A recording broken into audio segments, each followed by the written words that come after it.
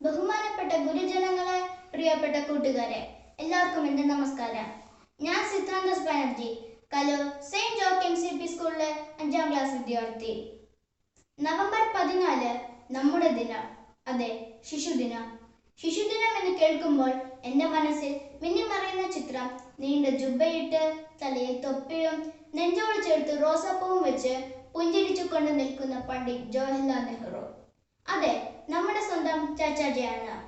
കുട്ടികളെയും പക്ഷികളെയും പനിനീർ പൂക്കളെയും സ്നേഹിച്ചിരുന്ന മഹത് വ്യക്തി.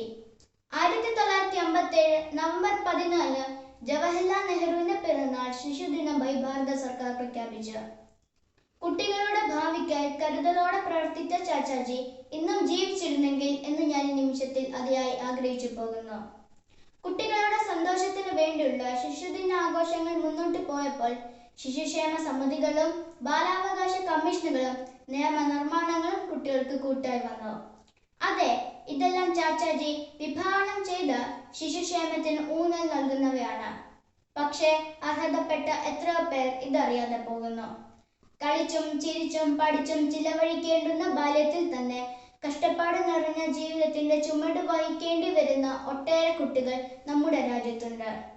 ശാരീരികവും മാനസികവുമായ ഒട്ടേറെ വെല്ലുവിളികൾ കുട്ടികൾ നേരിടുന്നു. ഇതിൽ തന്നെ നമ്മെ ഏറെ വേദനിപ്പിക്കുന്ന ബാലവേലയും പീഡനങ്ങളുമുണ്ട്. സംസ്കാരത്തിൽ മുന്നിലാണെന്ന് അഭിമാനിക്കുന്ന കേരളത്തിൽ പോലും ഇന്നിതൊക്കെ നടക്കുന്നു. ഇന്ന് ചാച്ചാജി ഉണ്ടായിരുന്നെങ്കിൽ അദ്ദേഹത്തോട് ഇതിനെക്കുറിച്ചെല്ലാം പറയാമായിരുന്നു. ഇത് മാത്രമല്ല, ഇനിയുമുണ്ട് എനിക്ക് അദ്ദേഹത്തോട് പറയാൻ. ഈ കൊറോണ കാലത്ത് കുട്ടികളുടെ സാഹചര്യത്തിൽ വലിയ രീതിയിലുള്ള മാറ്റം സംഭവിച്ചിരിക്കുന്നു. മൊബൈൽ ഫോണും ഇന്റർനെറ്റും കുട്ടികൾക്ക് കൂട്ടായി വന്നപ്പോൾ മാനസിക സമ്മർദ്ദവും ആത്മഹത്യാ പ്രവണതയും വർദ്ധിച്ചു വരുന്നു. ഇതിന് തെളിവാണ് ചിരി എന്ന ഹെഡ്ലൈൻ. എന്നാൽ ഞങ്ങൾ കുട്ടികൾ ഇതിനെയെല്ലാം തരണം ചെയ്ത് തിരിച്ച് സ്കൂളിലെത്തിയ സന്തോഷവും എനിക്ക് അദ്ദേഹത്തോട് പങ്കുവയ്ക്കണം. സംസ്കാര സമ്പന്നമായ ഒരു സമൂഹത്തിന് മാത്രമേ ഭാവിയുടെ വാഗ്ദാനങ്ങളായ കുട്ടികളെ രാഷ്ട്രത്തിന്റെ സ്വത്താക്കി മാറ്റാൻ കഴിയൂ. അതിനായി എല്ലാ കുട്ടികൾക്കും ആഹാരം, വിദ്യാഭ്യാസം, സുരക്ഷ എന്നിവ ഉറപ്പാക്കി നല്ലൊരു തലമുറ സൃഷ്ടിക്കാൻ നമ്മുടെ അധികാരികൾക്കും സമൂഹത്തിനും കഴിയട്ടെ എന്ന് ആശംസിച്ചുകൊണ്ട് ഞാൻ നിർത്തുന്നു. നന്ദി, നമസ്കാരം, ജയ് ഹിന്ദ്.